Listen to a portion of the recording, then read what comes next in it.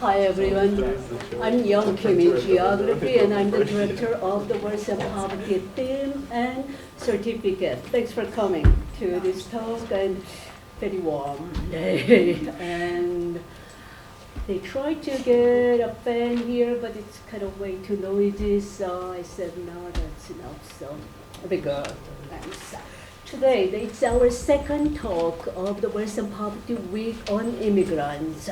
Last Friday, we had one talk on refugee people, Somali people in particular, in Central Ohio, and today we have this Karen.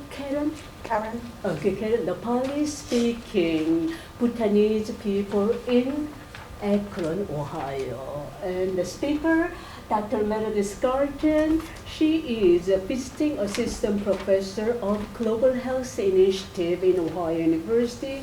Dr. Gartin's research and teaching examines the human dimensions of global environment, health, and urbanization, with a particular focus on vulnerabilities related to food and water. Dr. Gartin is particularly interested in how globalization and climate change impact health in local ways, like food security, displacement, water resources, and disease.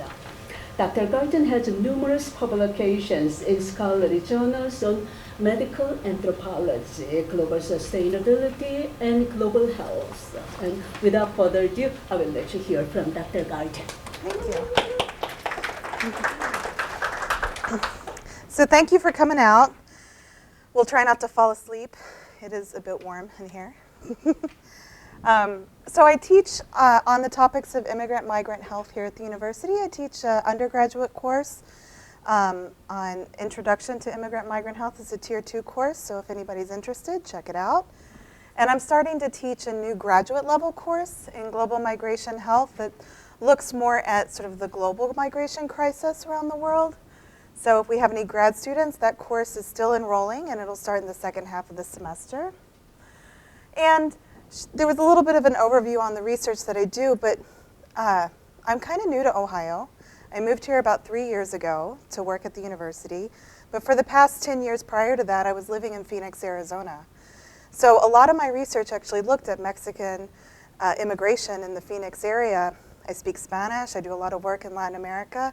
So when I came here to Southeast Ohio, I was like, oh, what am I gonna do? And I started talking with some colleagues of mine up in Akron, and they started telling me a little bit about the Corinne that live there, and there's a large refugee population. Dr. Isa Rodriguez Soto is a colleague of mine from Phoenix, and Carolyn Behrman both had this project going on. And I want to acknowledge them here because they really did a lot of the work. They just brought me in sort of at the end. And they're the ones that have been building these relationships with the communities and building trust and working year after year. And the 3 students here are recent graduates, and they did a lot of the data collection. It was kind of a student-based project as well. And KK, who I'd like to point out specifically, is Corinne. And so she did a lot of work doing the interviews and speaking in the local language. Language is a big issue. The Corinne language is not actually a written language, it's an oral tradition. So as a result, there are some things that are written, but most of it had to be spoken. And that's kind of a special, unique thing about this population. So as we go through the talk, I just want to give a general outline so that everybody kind of understands what the vocabulary is that I'm using for the talk.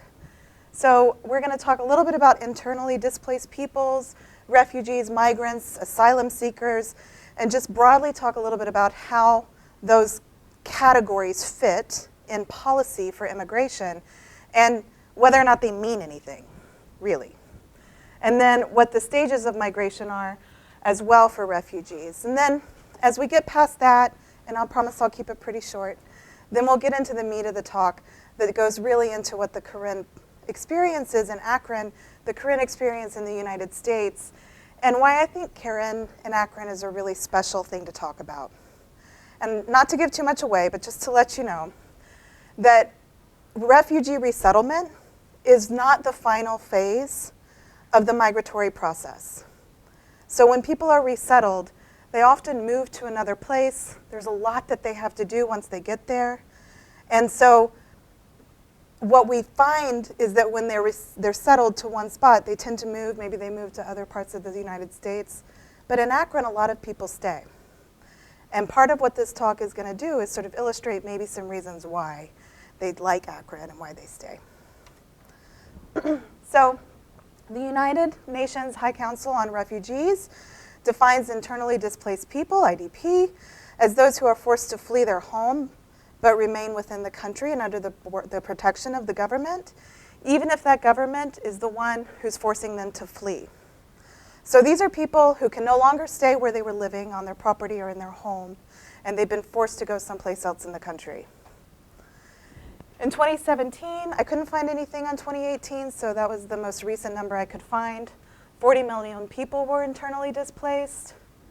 This is due to conflict, due to violence. That's what makes it a really disturbing number.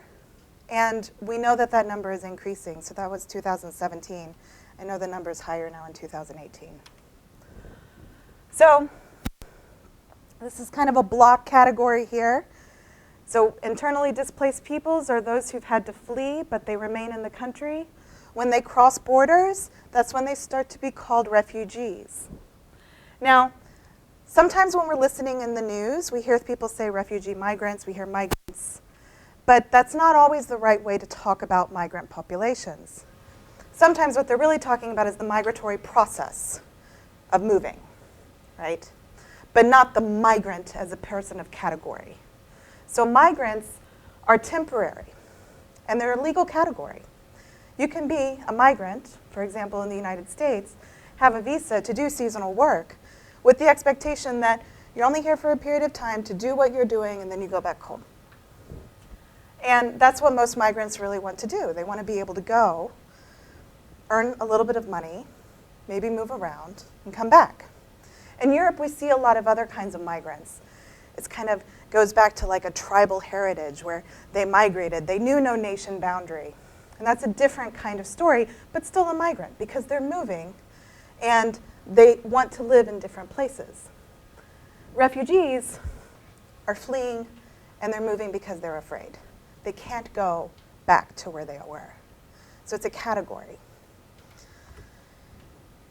People get confused with this one too. This is a tricky category. This is where it gets even trickier, is that we use the word asylum seekers, and those are people who have submitted a request for asylum but have not been guaranteed asylum yet. So their request is pending. Refugees have already completed it and are waiting for a resettlement. So there's a little bit of a trick. And often that term too, when we're hearing in the media, gets mixed up. So I just give this as a little bit of a vocabulary lesson because these categories are really important. And depending on what category you are, has an impact on how easy it is to get resettled and to be into a safe place to live. So this is a diagram. I don't know if it bleeds too much on the form, but the top line is a refugee.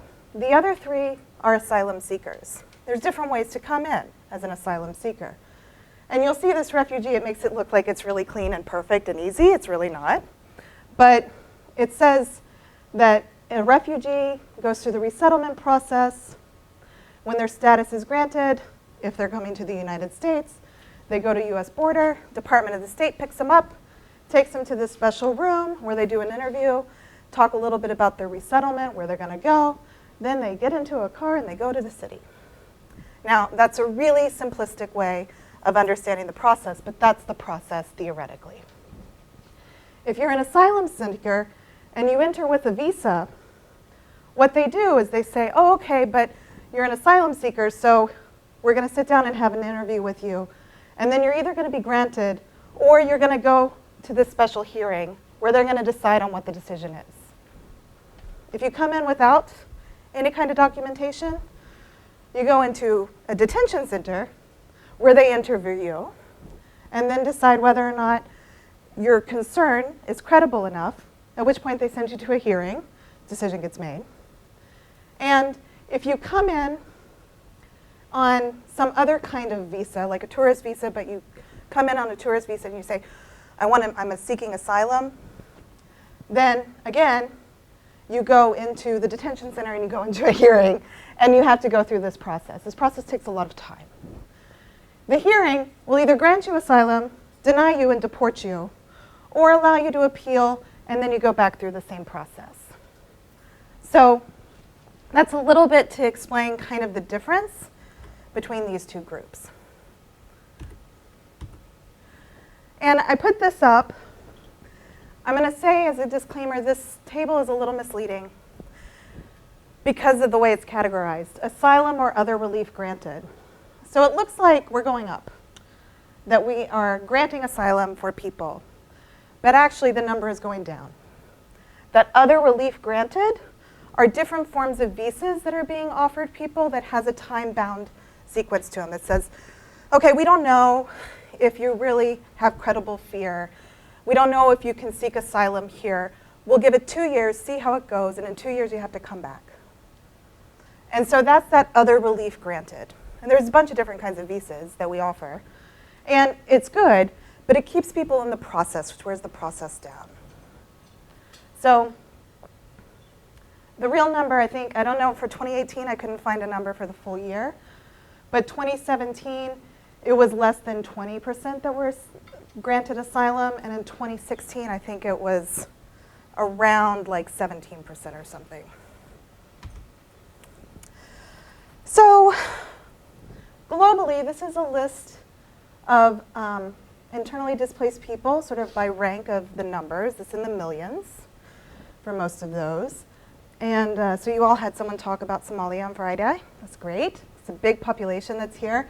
And I don't know how well you can see this, but Somalia and the Democratic Republic of Congo are sort of in the orange color. Burma and Bhutan are in the green color. Iraq and Syria are in this sort of peachy color as it's coming out. And then Europe is in the blue. So this was in 2017. Now, Burma is where the Corinne are from. And they're represented here to some extent, but their massive wave of migration was actually around 2006, 2007. In 2003, the US decided this was a special population and we would accept them and admit them. So a bunch of applications came through of Burmese refugees. The Corinne is one of the second largest ethnic minorities in Burma. So that's a group that came over. It's one of the largest groups that we have actually brought over from Burma. And to really give you a picture of what this looked like, I'm going to go through these maps, going backwards a little bit to about 2006, about 10 years ago. And these maps I lifted from Pew Research Center, PEW. It's a wonderful site. If you want to learn more about immigration and global issues, they have wonderful reports. They have data that you can download. There's lots of really, really great information there. I highly recommend it. It's kind of fun. If you're a data geek like me, I think it's great. So we go back 10 years. The landscape is very different. Burma is everywhere. So 2003 was when we opened up admittance for Burmese and Bhutan, actually. And then 2005, we started to see a big wave. And by 2007, we have a landscape across the United States where they were the top receiving group. 2008, you can still see it with the green. 9, 10, 11, 12, 13. We start to see a little bit more of Iraq refugees coming in. Burma comes back a little bit more in 2015. And then 2016 starts to look a little bit like the image we had for 2017. So that's a lot of people that have been sort of diaspored across our country. So who knows anything about Burma? You do? You do? That's more than I knew. I didn't know much about Burma when I moved to Ohio. I sort of knew it was this tiny little place, but I didn't really know much about it. And in 1945, 1948, after World War II, that was when they got their independence. It's not been a good story. It was not a unified independence. It was not a unified experience. There's a lot of infighting. That was when insurgencies began. And in 1970, a guy named, and I might be saying it wrong, Ne Win, took over as the military dictatorship, wanted to put in a socialist state, and created a period of isolationism, and gave a lot of power to the military. And so as a result, there were people, if they spoke out against him, were put into prisoners, they were put into prisons, they were tortured, they were killed. It's one of those stories of a true dictator doing terrible things to the country. In 1980, in 81, he decided to step down, and they had an election and started to move forward for democratic change. And they wanted to become part of the free market and free trade. As globalization was starting to speed up, they realized how poor they were and wanted to be able to trade with other countries. But Ne Win, he stuck around. He became part of like the governmental council, and he still had control over what the military was doing. So he's still present. In fact, he had one of the leaders thrown into jail for a period of time. They were under house arrest, so they couldn't actually rule. Meanwhile, there's all of these small little uprisings. There's all these groups of people that are coming out trying to fight against him, get him overthrown, get it changed, have a better, peaceful life. And those people are going into prison. On August 8, 1988, otherwise known as the 4 8s, 88, there's a massive uprising. And it had some impact, a little bit. What it did most was it drew attention from the global arena. And the UN started to step in. Other humanitarian efforts started to step in. And they said, you've got to stop all these human rights violations, or we're going to intervene. And as a result, they started to force migration of ethnic groups that they didn't want around. They forced them out. The Corinne was one of them. So an interesting side note about the Corinne, as I understand the history, is when this started to happen, they moved out. They got up into the hillside. They went as far away from the fighting as possible. They were a peaceful group. They didn't want to be around it. They wanted to live their life. They wanted to keep their identity. They wanted to keep their language. They didn't want to become a socialist group. So they tried to get away from it. But the military is going all over the country. And so they would go to the Corinne villages, and they would force them to feed them and to take care of them, and they would torture them. They would do awful things. And then they would leave through. And then the insurgencies, the other people who were fighting against that regime, would come through, do the exact same thing. The Corinne had no friend, nobody who was really looking out in them. So this became a big thing that throughout all of this history, these awful things happening within the country, the Corinne as an ethnic minority group are suffering even more vulnerable, and in places where it was really, really hard for those humanitarian people coming in to reach. So, as I said, they're about the second largest ethnic minority in Burma with about 5 to 7 million people. Most of them are Christian. There are some Buddhists, but the majority are Christian. And they've lived here along these refugee camps. They started to move into the camps on the border. Mela is one of the largest camps. It has about 45 to 50,000 people in it. So there's lots of people here. And for many, they've been in these camps for 20 years, meaning there are whole generations that have been born and raised in the camp. This is a very, very special group. It's a picture from Mela. It's tight, it's overcrowded. When we talk about refugee health, a lot of the literature will talk about post-traumatic stress, suicide rates, depression, mental illness, and indeed those things are there. But there's a lot of other things that are happening. There's malnutrition, stunting. It's really hard to get food in these camps, enough food to survive over a long period of time. There's food, there's medical assistance. It's supported by NGOs, it's supported by humanitarian efforts, it's supported by the UN, but the access to it, the ability to even pay for it, because you still have to pay for things, is very, very difficult to do in these camps. So people experience all this post-traumatic stress, but meanwhile, they are getting sick from malnutrition, becoming more prone to disease, And it's just a very, very difficult struggle. And if you think, being a baby, born into one of these camps, and growing up on food rations and parts, what kind of thing does that do to your development curve? So these are a lot of things that we have to think about when we're thinking about refugees in their refugee situation prior to being resettled. Once they're resettled, then it's still a mixed bag. They can be introduced to food, but that fast acculturation can create a number of nutritional risks. We see diabetes peak amongst people who come from a refugee situation.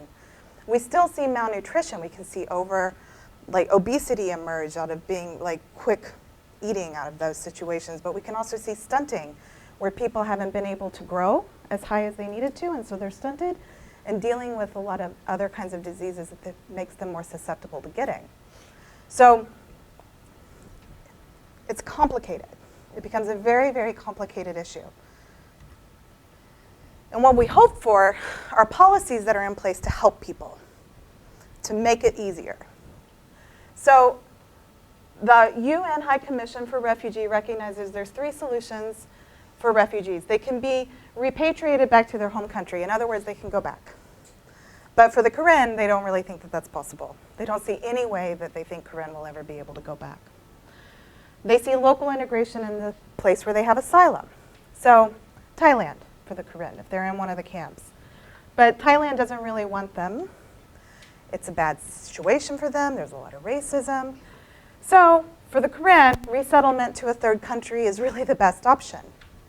And there's a lot of studies out there that says everybody wants to be resettled to the United States, that this is a sort of myth that's been perpetuated. That's not necessarily true. Sure, some do, but that's not necessarily the first place. When they sit down with someone from the UN High Council and they say, where would you like to go? And they have this interview to figure out where they should be placed. They're like, wherever they will take me. And that's how the Corinne feel.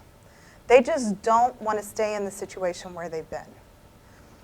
Now, because they are predominantly Christian, is one of the reasons why the United States thought, oh, this would be a great group to bring in, because they're Christian, they'll integrate very well into our culture and our society. So the way that you get admitted into the United States is you're either referred by the UN High Council for Refugees, you're referred by the American Embassy or an NGO, which is very less common. You're referred by an immediate family member who's already resettled, who says, please let me bring over my family.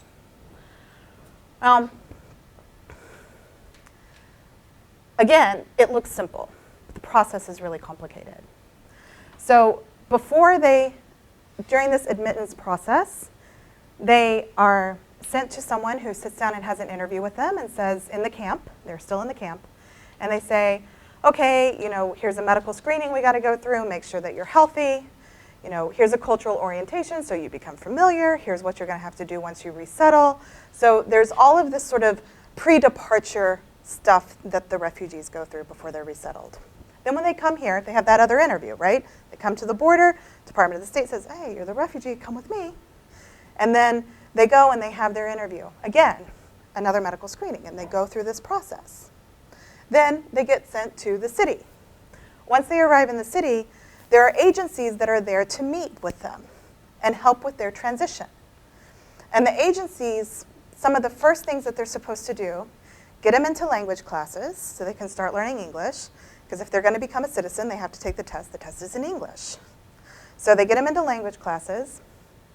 They get them in home and give them kind of a tour around the area, right? So they become familiar with the region. They do kind of a localized cultural interview with them. And then they help them get a job. A refugee, when they arrive, has to have a job within the first 3 months. So how do you do that? What kind of job do you really get if you can't speak the language, you're new to the area? So what we see from most refugees is that they end up going into manufacturing jobs, other jobs, low-skilled labor jobs, things that actually brings in more risk to their life, right? Because they could get injured if they don't understand, if they don't speak the language and they can't figure out some of the information. There's a lot of risks that now become a problem. Self-sufficiency has always been the cornerstone of the US resettlement policy, but this often is contested as to its appropriateness. It's a quote I read from a study that looked at the resettlement process. Self-sufficiency, which is very much an American concept. Self-sufficiency. So the idea is, it's on you. Once we get you a job, once we get you into the language classes, it's all on you. But think about the trauma and the stress and the experiences that some refugees have had their entire life. Are they ready to go into work? There's nothing that's really there to help with that transition in a way that sets them forward so that they can be successful. And therein lies a lot of the problems with the policies and the issues that we have. Now, these organizations that are local are doing a good job. There's even some other like NGOs and groups that come in to play to try and help out and fill some of the gaps. But after about 3 months, the agencies, by policy, tend to wean the refugees off from their assistance because self-sufficiency has always been the cornerstone of US resettlement policies. So that weaning off is interpreted as being shunned, and by the Corinne in particular, that they now no longer have the access. They don't have that relationship they thought they could have. So this is what develops and creates a lot of vulnerability, and why resettlement is not the final stage of the migratory process. It's the beginning of a whole nother process. So when they get here, the goal is often for them to accept the host culture and to retain some of their home culture and integrate. That's the goal. So we want to integrate. But if you're not getting access, you're not getting the tools that you need, you tend to retreat. So you reject the host culture and you reject the home culture. You feel marginalized. Or you separate the two. You say, well, I'll do this when I have to do this, but I'm going to come home and retain this for myself. So this is a theory of acculturation. It's a very common theory used in looking at immigrant-migrant research, as well as health. So, like I said, Corinne started to come in 2003. In 2005, the program was broadened. St. Paul, Minnesota is the largest receiving population. And in 2006 was the first time the Corinne resettled in Akron. And this is just a chart to let you know that the US receives about 75% of those who are considered eligible to be resettled. And next to that is Australia, and then Canada, and then some other countries like Finland and Norway. So the US takes a large group. And the UNHCR considers the Corinne resettlement to be one of the most successful in the world because they have resettled and put out about 50,000 people, which is a lot. But it's only a fraction of the numbers that are actually in the camp. It's only about 7%. So that's really, really tough. So in Akron, they locate to an area called North Hill. These are some pictures. This is North Hill. Has anybody from Akron? Yeah, do you know North Hill? Yeah. Do you know that pizza place? Yeah. I hear it's famous. So this is about the population that we know is around like 1,500 residents live in the North Hill area in Akron. The group that helps them move is the International Institute of Akron, acts as their sort of local assisting agency. And we did a study, I worked with our Akron folks to do this study on acculturation, looking at are they integrating, are they separating, how are they feeling? I'll talk about that in a minute. Now, I said a lot about the local agencies, but I'm going to say some good stuff here about this one, is that it does its work, it does its job. It integrates with these groups. It's present. And that's one of the reasons why Akron has had some success with their refugee population. Now, the study we had was kind of a modest study. It was about 42 people in it. 40% are women. It's a relatively young population that was in it. Now, part of that is because it's a survey. The younger population speaks English predominantly, so they could fill out the survey themselves. About 1 out of 3 are employed, so employment could be increased. We also only really talked to household heads about their entire household. So there might be other household members that are working. The average number of years in camps is 13. Lowest number was 5. The highest number was 25. But the average was 13. It's a long time to live in a camp. 1 out of 4 people in our sample were born in camps.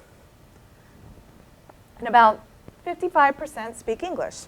That was a self-reported thing. They said, how well do you speak English? I said, I speak it pretty good. Everybody spoke Corinne, obviously. So we had this measurement tool that we used called the CAM, the Corinne acculturation measurement. And it scores on sort of your standard acculturation things like language and how involved and engaged you are in social activities, and do you watch TV, and all these sort of elements that we consider as being mechanisms to demonstrate acculturated behavior. So we found with our population that they were pretty well integrated. Now there's a couple of places where there could be some more integration if we wanted that to really be the goal. But the whole fact of the matter is, in terms of television, in terms of being a part of US society, yeah, they are there, they are participating. But in terms of their religious practices, their wedding ceremonies, who they're dating and all of that, they're maintaining their identity, which is really the goal of what the Corinne had always wanted, to maintain as much of their identity as they possibly could. So that is integration, accepting the host culture and integrating by being able to maintain your identity. So here's just some pictures. Now, one of the other things that's really essential for refugees is having a good network. It's not just having access to services, it's having a good network around you, a good community around you, coming to a place where you can feel comfortable. And I believe Akron has that. They've got a soccer team. They've got this community fundraiser that they did, which was a really huge achievement for them. And one of the things that they've done as a community is they got together and they organized to buy a building as a community and put in their church so that they could go and they could practice their religion in the language that they want to practice it in. That's really special. And the church grew, and it grew, and it grew, and it grew. They had to buy more buildings. So North Hill, that started as just kind of like this one little block, as more people grew into the town, it became this major landscape that now they own property in as community members. And for a group like the Corinne, who are not self-sufficient, individualized, but a community, this is really reflecting in the landscape. And I think it's helping to build more organization.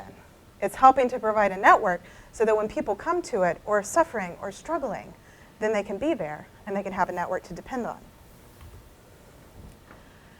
Now, they did report really high sense of health and well-being. That often happens, but I believe these statistics. Sometimes it's sort of an over-reporting by people is like, yeah, I'm healthy. But I believe it with the Corinne. They do have a lot of issues dealing with diabetes, which is sort of indicative of an acculturated diet. And that's something that a lot of the medical community is really concerned about, is being able, how can we get and explain this concern? The Corinne have some kind of misunderstandings around diabetes, so that's another area of research that a lot of the people at Akron and myself is working on. And they are deeply connected and networked. So again, I think that has a really, really major influence. Now, one of the students did these life histories, and I read over her thesis. It was for one of her honors thesis, and I looked at the interviews, and she coded all these things that the people had said. And one of the things that she had as a code was laughing. That when she would be sitting there in focus groups or doing interviews with people, that they would be talking about some of the hardest times of their life, some of the most awful experiences of violence and torture, and they would find laughter in it somehow. And she asked somebody, she was like, is it okay? Like, am I missing something? Like, what am I not understanding about this story? Because it doesn't sound like something that's funny. And they said, no, that's just how we deal with things. We laugh. It's better to laugh. And I think that sort of cultural norm that exists among the Corinne is one of the things that helps them be resilient against a lot of the struggles that they've had. Helps them integrate really well into Akron. And so I think Akron is a truly unique case. I think the Corinne is a very interesting group. Minnesota is a place where there's a lot of Corinne. Texas, there's states all over. So you can learn more about them. And thank you. I'll take questions.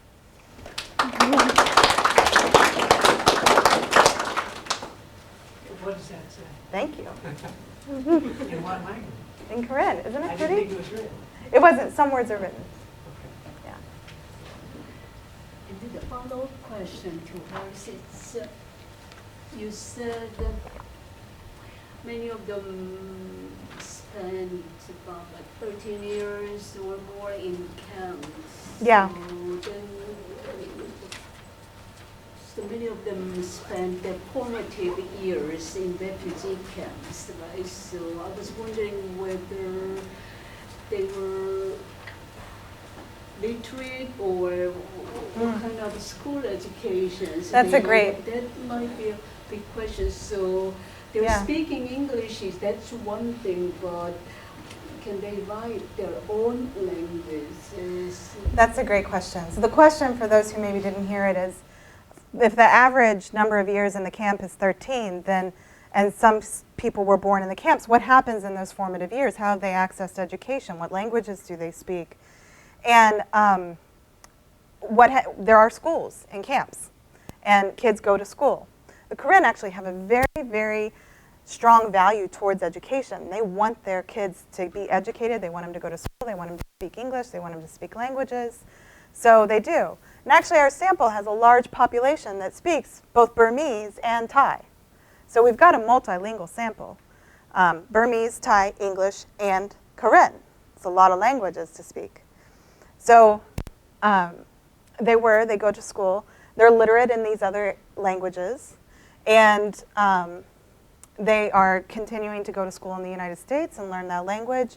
The older generation, it's less common, right? Older generation, or sort of the middle-aged generation, have to work, have to earn income. And so, but they're really doing that so that they can get their kids into education and see them go to college. So. Going off of that, do you know specifically, like, in the Akron community, how the school systems are, like, adjusting to that? Because I know I have an aunt that works in North Hill, and she has a lot of Burmese-speaking kids, and, like, they have to help them. I have no idea, actually. But I could contact my colleagues and find out. One of them might be on live stream now. Hi, Carolyn. So, yeah, I'll find out, and then I'll send an email, and you can let that out, because that's an interesting question. Yeah. This one might be a little bit like far-fetched, but so we separated all these different people all across the U.S. What are the odds that they, like, all the Corinne come back together and meet up, or like is that the next phase of their resettlement, is like creating larger communities with each other? Yeah. So that's an interesting thing, because there's a lot of literature. I think this is actually the most fascinating part of the literature, is on the networks that get established. The Corinne in particular, because they've lived in these camps for so long, they create a network across the camps. And they know people. So they know, oh, somebody's been resettled in Australia. So they know people in Australia. So the network forms in the camp and then remains and extends outside.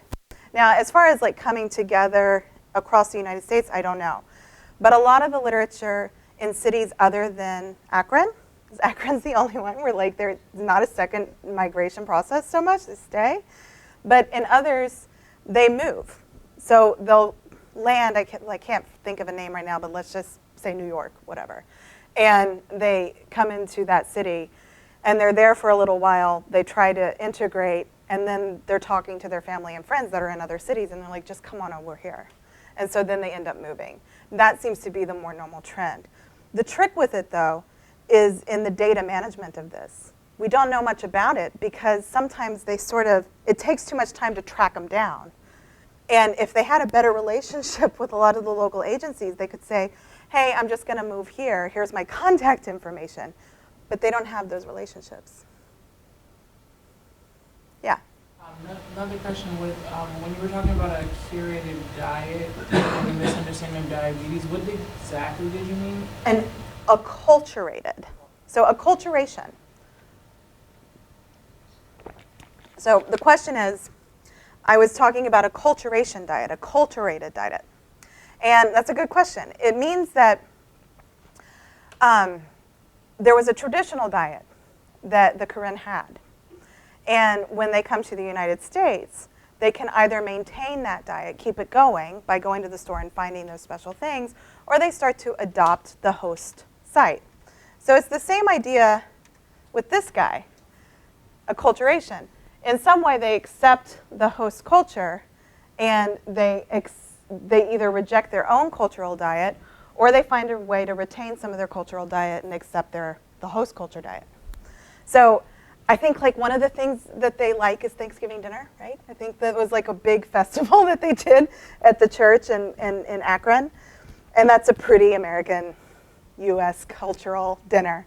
But what we see is when you take this shift from a traditional diet and you start eating a US diet that's high in fat, high in salt, high in like strong carbs, that creates obesity, the body is just not used to all of these things and breaking it down. And so as a result, they start to have different kinds of nutritional effects, but diabetes is just one of them. So that's kind of how that works. But cardiovascular disease, other forms, hypertension, all of these are things that kind of can happen when you make that shift too quickly. And we see it in other countries too, where our diet's been exported. So our food sources and other things have been exported to other countries. It's an area of interest of mine considering globalization. So we see this impact in like high speak of diabetes because the shift is happening so quickly. Yeah?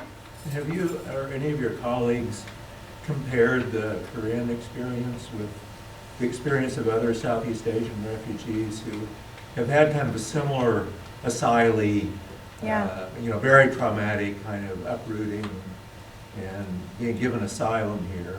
And those, like the Hmong, they're a pretty big community in the U.S. Yeah. And I think have had a lot of problems. Yeah. So I wonder if you've had a chance to do any kind of comparative. At this point, we haven't, but I think it's a direction that we're interested in going into. There's a large Bhutanese population in the area as well, and we haven't quite looked at both of those, the Burma and the Bhutan. And the Hmong is a really interesting group because they really like to stay and remain isolated. So culturally, they're also very distinct from the Corinne, but it would be interesting to look at some of their experiences and how that might shape. Yeah. I was wondering about community reaction. In America, you're supposed to be a melting pot. You're supposed to blend in and become American. I was wondering what sort of community response do they have? I think, from what I've been told, because I'm not quite sure I've seen the exact data on that, but from what I've been told, in the North Hill area, it's very accepting. It's kind of a transitional area anyway. There is some like U.S. rejection in different areas, but the thing that I find so astonishing is there's so much happening in their community development around Akron, but nobody in Akron has noticed yet. And I find that to be so fascinating because I wonder what's going to happen when they do. Like, is it going to be, oh, wow, wonderful, you have this community base, or is it going to be like, wait, how did you get all of this property? And that's something to sort of wait and see what happens. But nobody has quite, it's just sort of like, oh, there's the Corinne, and they're over there in North Hill. So, yeah. Other questions?